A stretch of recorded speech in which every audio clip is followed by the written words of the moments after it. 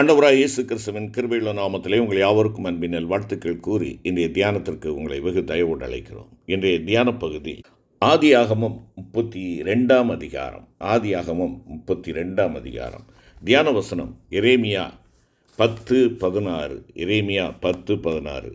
யாக்கோபின் பங்காயிருக்கிறவர் அவைகளைப் போல் அல்ல, அவர் சர்வத்தையும் உருவாக்கினவர், இஸ்ரவேல் அவருடைய சுதந்திரமான கோத்திரம், சேனைகளின் கர்த்தர் என்பது அவருடைய நாமம். கிறிஸ்துவுக்குள் பிரியமானவர்களே, கடந்த நாட்களிலே நாம் தியானித்து வருகிற அந்த தியானத்தினுடைய தொடர்ச்சியாக இந்த நாளிலே நாம் இதை தியானிப்போம். நேற்று நாம் சிந்தித்தோம், யாக்கோபின் பங்காயிருக்கிறவர். இந்த யாக்கோபினுடைய வாழ்வில் உள்ள 2 குணாதிசயங்களிலே ஒன்றாகி சார்ந்திருக்கின்ற ஒரு காரியத்தை நேற்று நாம் தியானித்தோம். ஆண்டவரை சார்ந்திருக்கிற ஒரு அனுபவம் வர வேண்டும், மனித முயற்சியில் அல்ல. இதுவரை அவன் மனித முயற்சியை சார்ந்திருந்தான், உபாய தந்திரங்களை சார்ந்திருந்தான், ஏமாற்றத்தை சார்ந்திருந்தான். ஆனால் இங்கு இவைகளெல்லாம் தனக்கு ஆசீர்வாதம் அல்ல என்பதை உணர்ந்து கொண்ட வேளையிலே அவன் தேவனை சார்ந்து ஜீவிக்கும்படியாக அவரிடமாய் ஓடி வருகிறதை நாம் பார்க்கின்றோம். அவனுடைய வாழ்வில் காணப்படுகிற 2வது காரியம் என்னவென்றால், யாக்கோபு ஜெபத்திலே போராடுகிறவனாயிருந்தான். ஜெபத்திலே போராடுகிறவனாயிருந்தான். அவன் 20 நீண்ட நெடிய வருடங்களுக்கு பின்பாக தன்னுடைய சொந்த தேசத்திற்கு திரும்பி வரும்படியாக பிரயாணத்தை மேற்கொண்ட போது தன் சகோதரனாகிய ஈசாவின் நிமித்தம் அதிகமாக பயந்தான். என்ன செய்வதென்று அவனுக்கு தெரியவில்லை. தன்னிடத்தில் எல்லாம் இருக்கிறது, ஆனால் அண்ணன் கொன்று விடுவானே, அண்ணனுடைய பகைக்கு நாம் ஆளாகி இருக்கிறோமே, அந்த பகை உணர்வோடு அண்ணன் என்னை ஏதாவது செய்தால் நான் என்ன செய்வது, என்னுடைய பிள்ளைகள் மனைவிகள் குறித்து ஒரு கவலை, இவையெல்லாம் அவனை வாட்டி கொண்டிருக்கிறது. ஆகையினாலே அவன் பயந்தவனாக இனி ஒரே வழி என் தேவனுடைய பாதத்திலே அமர்ந்திருப்பது என்று சொல்லி ஆண்டவருடைய பாதத்தண்டைக்கு ஓடுகிறான். இந்த 32 அதிகாரம் ஆதியாகமம் 9 முதல் 12 வசனங்களை நீங்கள் பார்ப்பீர்கள் என்றால் அங்கே பாருங்கள். யாக்கோபு, என் தகப்பனாகிய ஆபிரகாமின் தேவனும் என் தகப்பனாகிய ஈசாக்கின் தேவனுமாய் இருக்கிறவரே, உன் தேசத்துக்கும் உன் இனத்தாரிடத்திற்கும் திரும்பிப்போ, உனக்கு நன்மை செய்வேன் என்று என்னுடனே சொல்லியிருக்கிற கர்த்தாவே.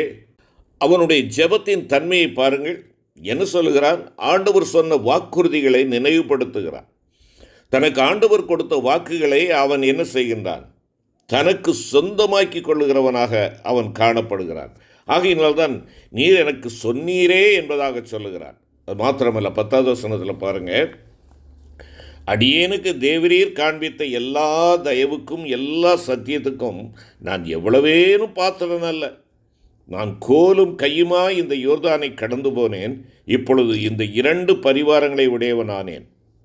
அவன் என்ன சொல்லுகிறான்? உம்முடைய தயவு, உம்முடைய கிருபை இதுதான் என்னை தாங்கி வந்தது. அடியேனுக்கு தேவரீர் காண்பித்த எல்லா தயவுக்கும் எல்லா சத்தியத்துக்கும் நான் கொஞ்சம் கூட தகுதியானவனே அல்ல. உம்முடைய அன்பிற்கும் உம்முடைய ஆசீர்வாதங்களுக்கும் நான் பாத்திரனே அல்ல. தன்னை தாழ்த்துகிறான், தன்னை தாழ்த்துகிறான். ஆண்டவர் சொன்ன வாக்கை நினைவிலே கொண்டு வந்து அவன் ஆண்டவருக்கு முன்பாக தன்னை தாழ்த்துகிறான். என்னுடைய முயற்சியினால், என்னுடைய சாதுரியத்தினால் யாதையும் நான் பெற்றுக்கொண்டேன் என்று சொல்வதற்கு நான் தகுதியானவன் அல்ல அப்பா என்று அவன் ஒத்துக்கொள்ளுகிறான். எனவே அடுத்த இதில் சொல்கிறான் பாருங்க, நான் கோலும் கையுமாய் இந்த யோர்தானை கடந்து போனேன். நான் வெறுங்கையனாய் ஒரு சாதாரண வனாந்தர கோலை கையில் எடுத்துக்கொண்டு நான் செல்லுகிறேன். என்னிடத்தில் வேறு ஒன்றுமே இல்லை. இப்பொழுது இந்த 2 பரிவாரங்களை உடையவனானேன். 2 பரிவாரங்கள். ஒரு பரிவாரம் என்பது ஒரு ராஜாவுக்குரிய சொத்து.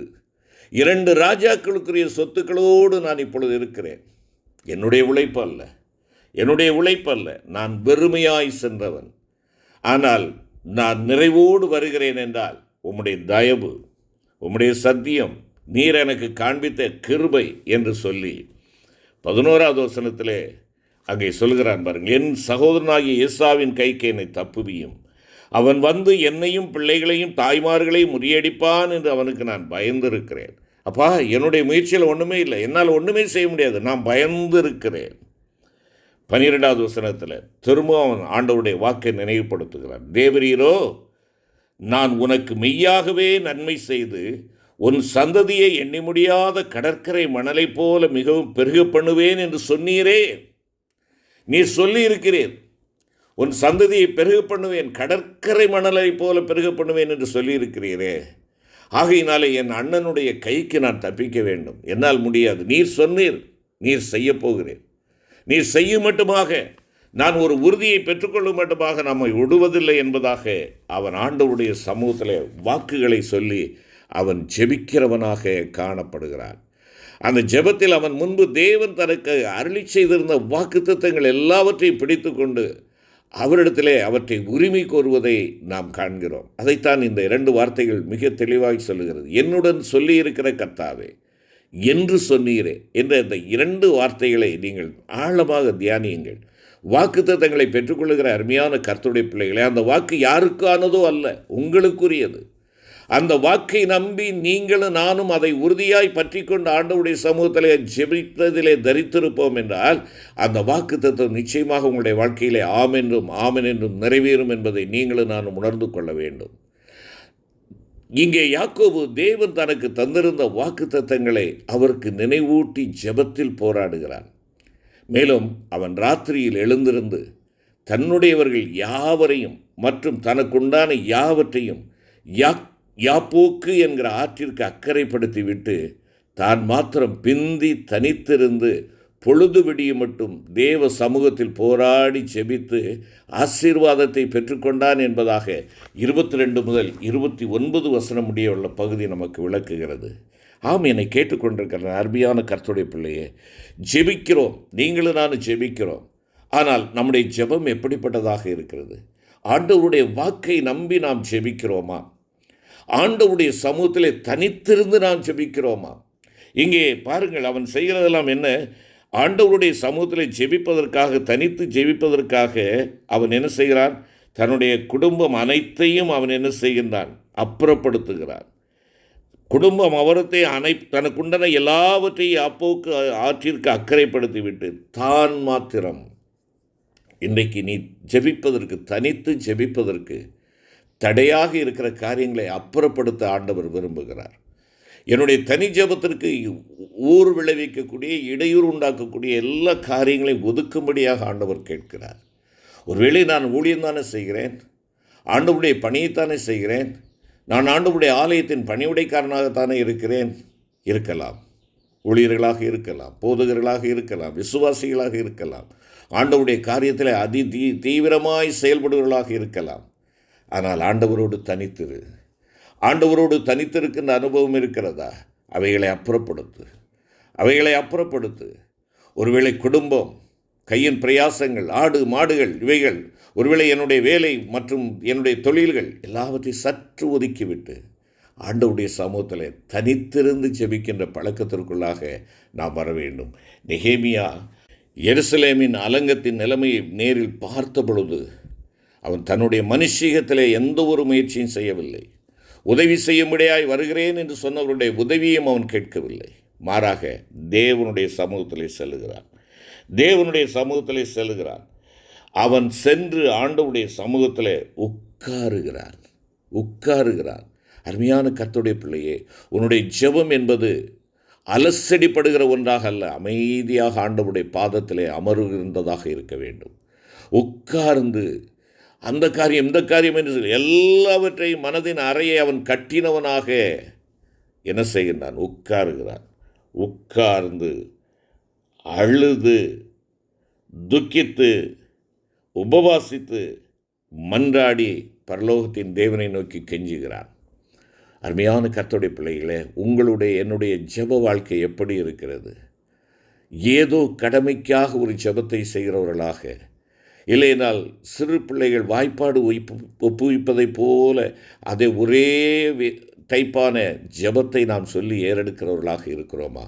ஜெபம் என்பது வேண்டுதல் அல்ல, ஜெபம் என்பது உறவு. ஆண்டவருடைய உறவுக்குள்ளாக வருகின்ற ஒரு அனுபவம், அவருடைய பாதத்திலே தங்கியிருக்கின்ற ஒரு அனுபவம், அவருடைய சமூகத்திலே காத்திருந்து ஜெபிக்கின்ற, அவரோடு பேசுகின்ற ஒரு அனுபவம். அதைத்தான் இங்கே ஆதியாகமம் 32வது அதிகாரத்திலே நாம் பார்க்கிறோம். அவர் அங்கே ஆண்டவருடைய சமூகத்தில் அமர்ந்திருந்து நீர் என்னை ஆசீர்வதிக்க வேண்டும் என்பதாக தேவனுடைய சமூகத்திலே கெஞ்சுகிறான். போராடி ஜெபிக்கிறான், போராடுகிறான், கெஞ்சி அங்கே நீர் என்னை ஆசீர்வதிக்கணும், உம்மை விடமாட்டேன்.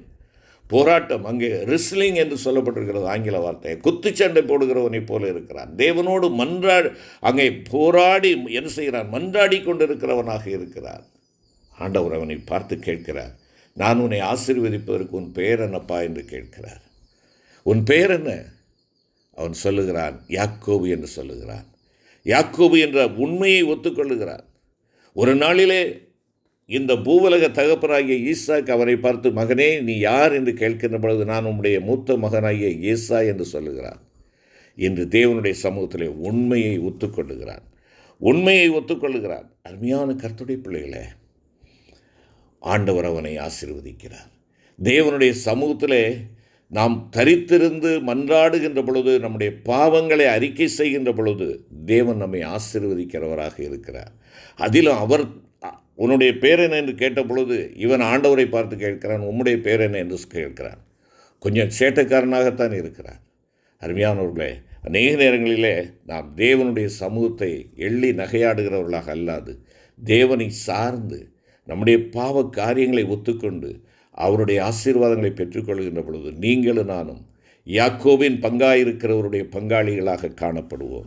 அன்பின் ஆண்டவரே, யாக்கோபின் பங்காயிருக்கிற நீர் எங்களுடைய பங்காக இருக்க உம்முடைய சமூகத்திலே தனித்திருந்து பாவ அறிக்கை செய்து வாக்குத்தத்தங்களை நாங்கள் சொந்தமாக்கி கொண்டு ஜெபித்து உம்முடைய நல்வழியிலே நடக்க தேவன் எங்களை கிருபை தாரும். மீட்பு இயேசுவின் மூலம் வேண்டிக் கொள்கிறோம் பிதாவே, ஆமென்.